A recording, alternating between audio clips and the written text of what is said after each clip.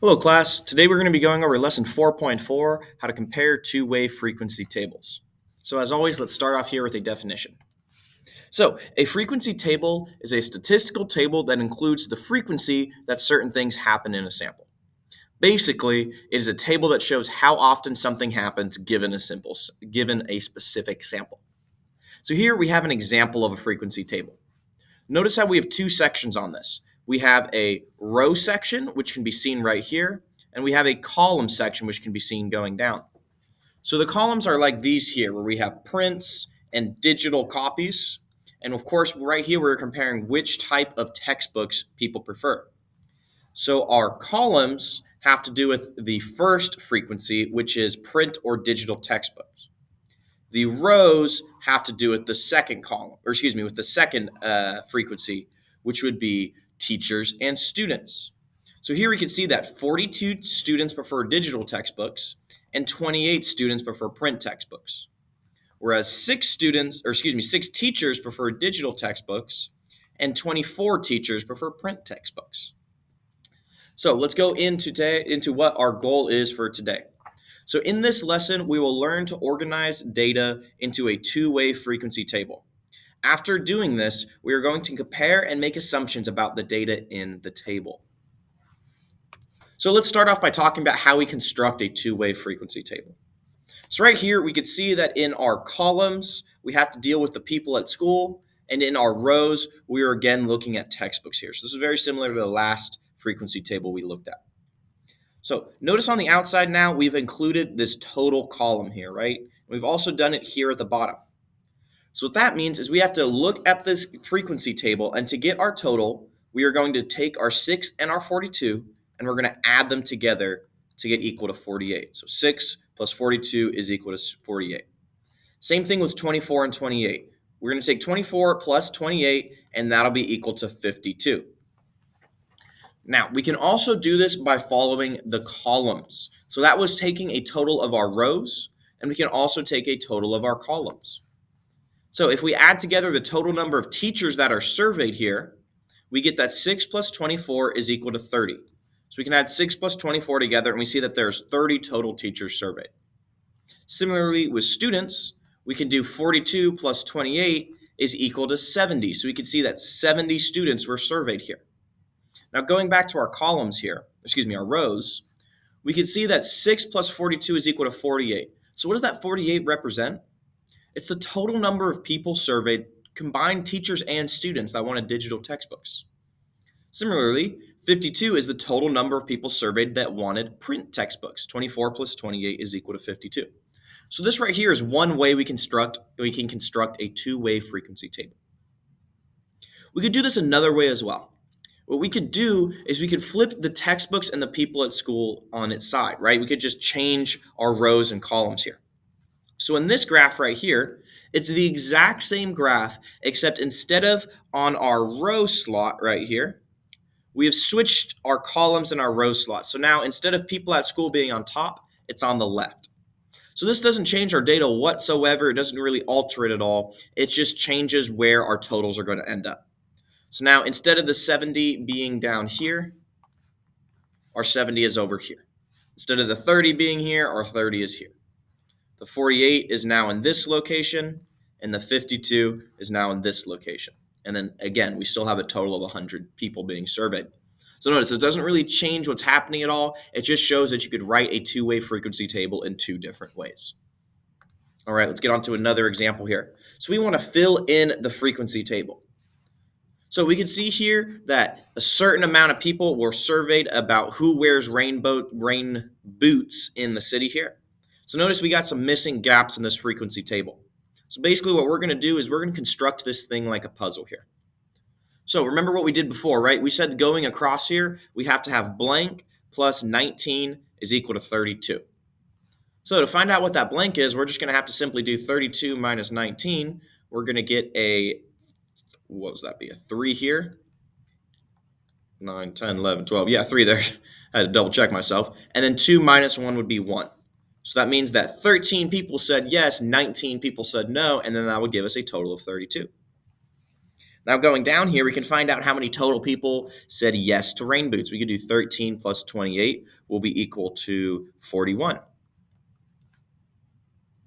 Now to find out how many total people are surveyed right here, we can do 41 plus 34 is equal to 75. All right, so again, all we're really doing is filling in these gaps based off kind of like a puzzle here. Now, we need to find out how many total people were surveyed here. So 32 people from City A were surveyed. Blank people from City B were surveyed for a total of 75 people. So 32 plus blank is equal to 75. Well, if we do 75 minus 32, we're going to get a 3 here, a 4 here, which means 43 people from Survey B or City B were surveyed. All right, now if we want to find out how many people from City B said no, 28 plus something is going to equal 43, which means 43 minus 28, which gives us 8, 9, 10, 11, 12, 13. We'll get a 5 here and a 1 here. That means 15 people said no from City B. So notice there we had some blanks, right? But we were able to fill them in just using our powers of deduction and kind of filling this out like a puzzle here. So I personally like these. I think they're kind of fun because you get to do a little puzzle going backwards. When I am a little bit of a math nerd, I get it. So these are, while not challenging, they can be a little bit confusing if you're not sure how to fill in the puzzle. But don't be afraid to ask about these in class. Okay, so next example. The two-way frequency table shows the results of a media survey. People responded to the question, do you spend more time watching the Winter Olympics or the Summer Olympics on television? Decide if the following statement is true or false, and explain. And it says that more men than women watch the Winter Olympics. More men than women to watch the Winter Olympics more. Okay, that's extremely weirdly worded. For the record, I took that out of the textbook. Okay, so what we want to do here is we want to divide our total number of men who are watching the Winter Olympics divided by the total number of men in general. So here we have 45 out of 79 men are watching the Winter Olympics. Whereas if we look at women, it's 27 out of 71. So we're going to have a 27 over 71. So if we take this to our calculator here, remember something over something is another way to say just something divided by something. So 45 divided by 79 is going to give us approximately 57%, or 0.57, which again we know is approximately 57%. Now 27 divided by 71 is going to give us approximately 0.38, or 38%. Now, so we could say, which one of these watch more? Is it more men or more women watch the Winter Olympics? Well, clearly we could see here that 57% of men watch the Winter Olympics, whereas only 38% of women watch the Winter Olympics. So yes, more men, or rather a higher percentage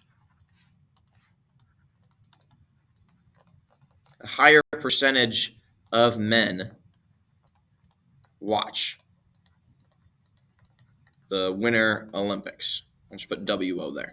Right, so a higher percentage of men watch the Winter Olympics.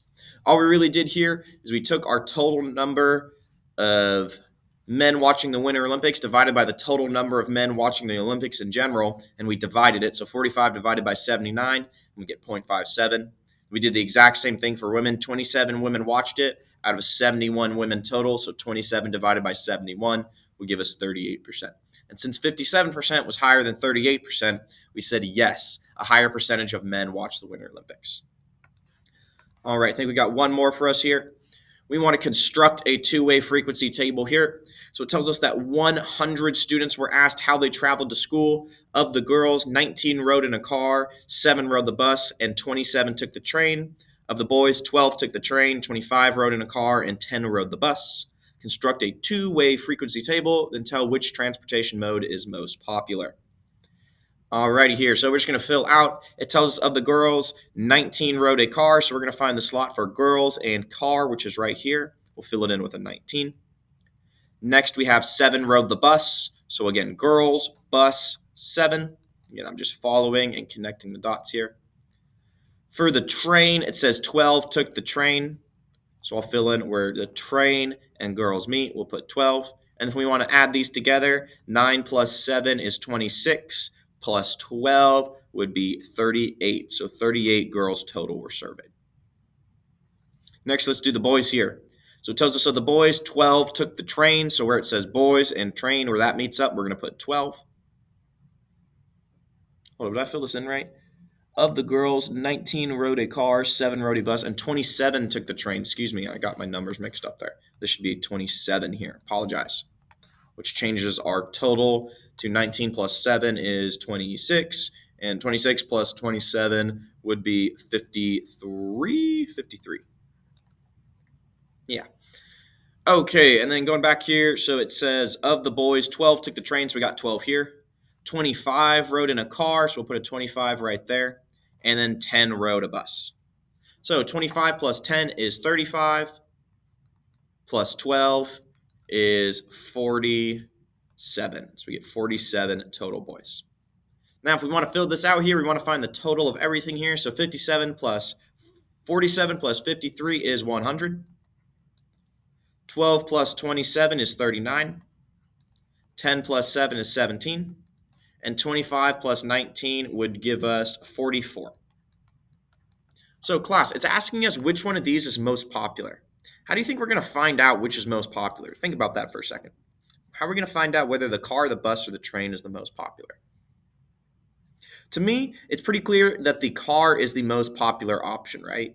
The car is the most popular option because it has the most people took the car. And the reason we know that is because we could see that the 44 is the highest number between 17 and 39. And that's 44 for a total of boys and girls. So we get a good relationship and not just one that's gender specific. So which one of these is most popular? I would say the car because the most people rode it. Alrighty, everybody, today we have a conclusion as always. So today we learned how to interpret a two-way frequency table and also how to construct a two-way frequency table. So don't forget 2 complete sentences on your conclusion. And if you guys have any questions, make sure to ask them in class tomorrow. See you guys then. Have a great rest of your day. Bye-bye, y'all. Peace out.